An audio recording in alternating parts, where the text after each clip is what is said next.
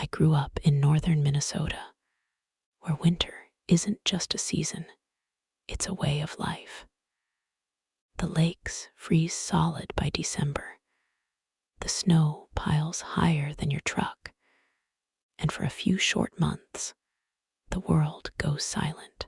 That silence, it's peaceful, until it isn't.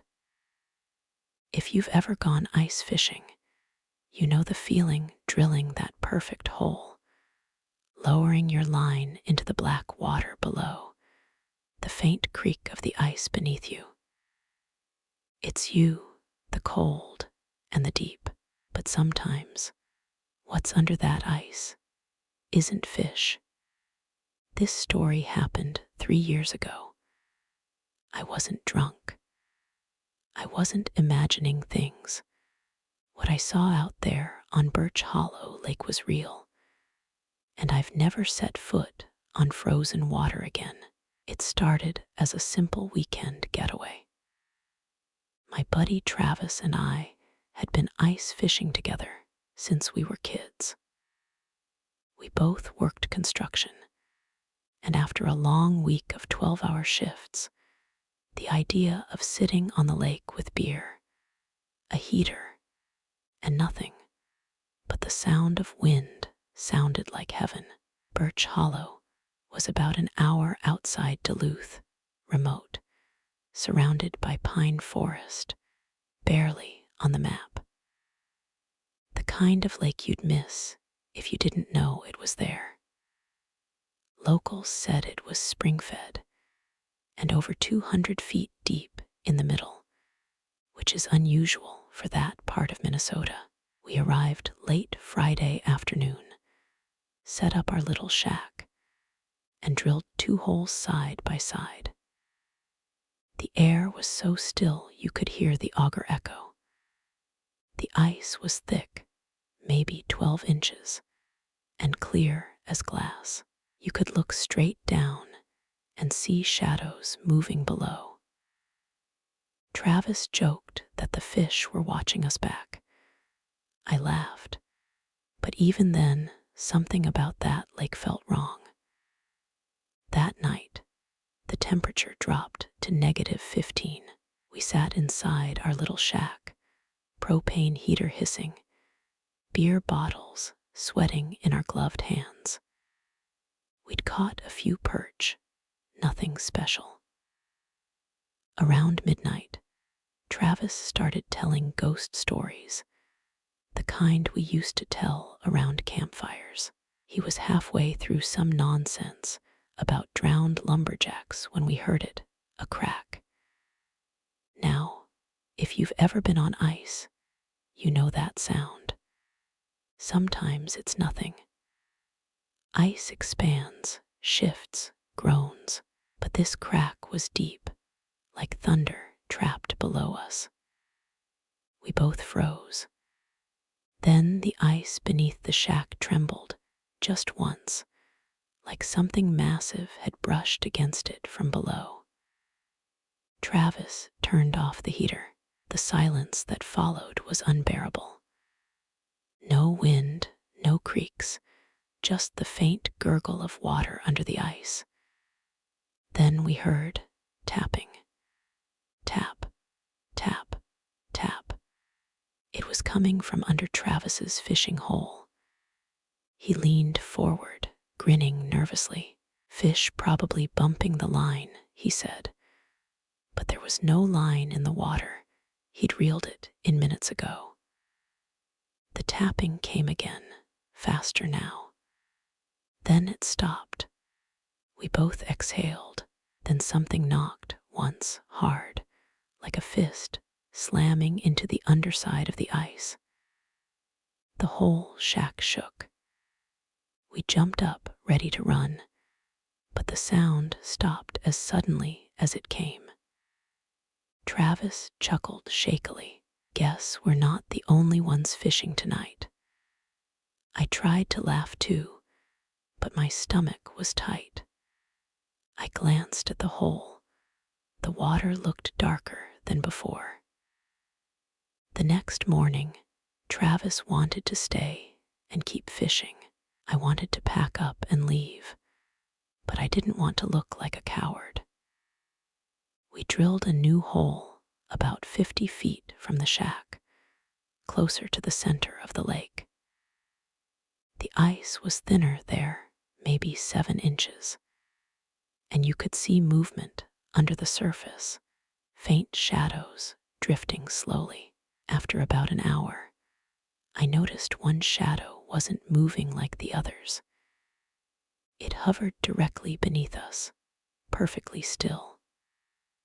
At first, I thought it was a log frozen under the ice, but as my eyes adjusted, I realized it was shaped wrong, long, narrow, with ridges like a spine.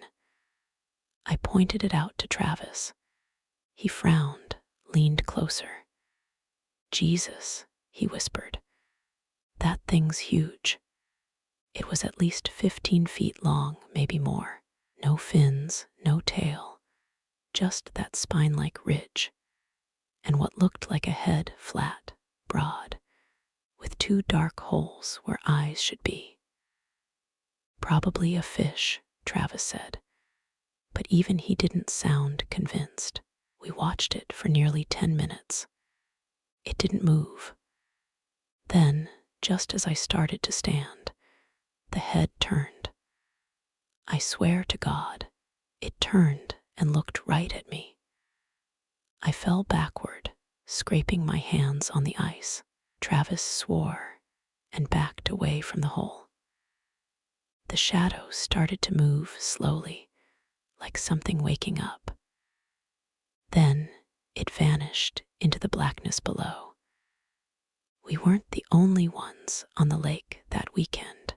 There was another shack about a 1/4 mile away near the southern shore.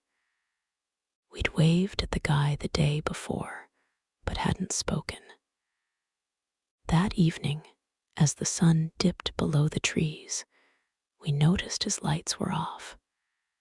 Travis frowned. "That's weird. His heater should still be going." He grabbed a flashlight and started walking toward the other shack. I followed reluctantly, the ice crunching beneath our boots. When we got there, the door was half open. Inside, the heater was cold, fishing gear scattered, and the hole in the ice was huge, wider than normal, like someone had smashed through it. The man's chair was tipped over, and his coat was still hanging on the wall. "Maybe he went back to his truck," I said, though the words felt hollow. We checked the shoreline. No footprints, no vehicle tracks leading away. Just the faint impression of boots leading toward the hole. Travis crouched beside it, shining his light down. The beam vanished into the black. "Maybe he fell in. Through a 12-inch hole," I said. "No way." We both stood in silence, the cold biting through our jackets. Then from somewhere beneath the ice came a sound. Tap, tap, tap, slow, rhythmic, like before. We didn't speak. We just backed away 1 step at a time until we were running. That night, the wind picked up. A full-on blizzard rolled in, shaking the shack. We could barely see a few feet outside. Travis and I stayed awake, listening to the ice creak and moan under the pressure. Around midnight, the tapping started again. This time, it wasn't just one spot. It came from all around the shack. Dozens of faint taps, circling us, like something moving beneath the surface. Then came the scratching, slow, deliberate scraping against the underside of the ice. I could feel it through the floor. Travis grabbed his shotgun. "Whatever the hell that is, it's not staying under there." Before I could stop him, he kicked open the door, snow whipping in, and aimed at the hole. "Come on, you bastard," he shouted. The scratching stopped.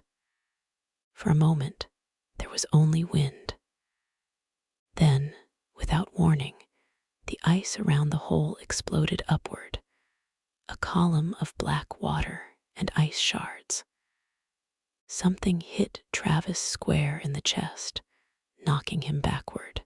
I caught a glimpse, pale, slimy, human-shaped, but wrong. Its limbs were too long, its face featureless, except for a mouth stretched open in a silent scream. It dragged him toward the hole.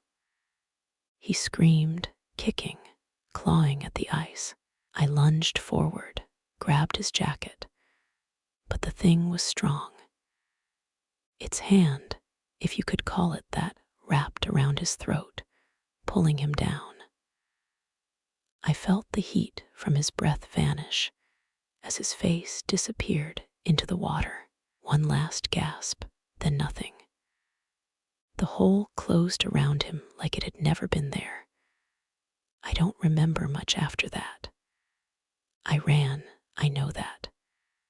Stumbled through the storm, half blind, falling every few steps. I must have passed out, because the next thing I remember, I was in a hospital in Duluth.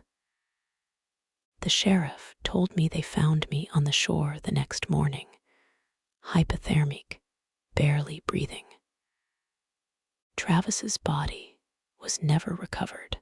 They said it was an accident. Thin ice, drunk fishermen. That's the official story. But when they pulled my ice shack out a week later, the hole inside wasn't round.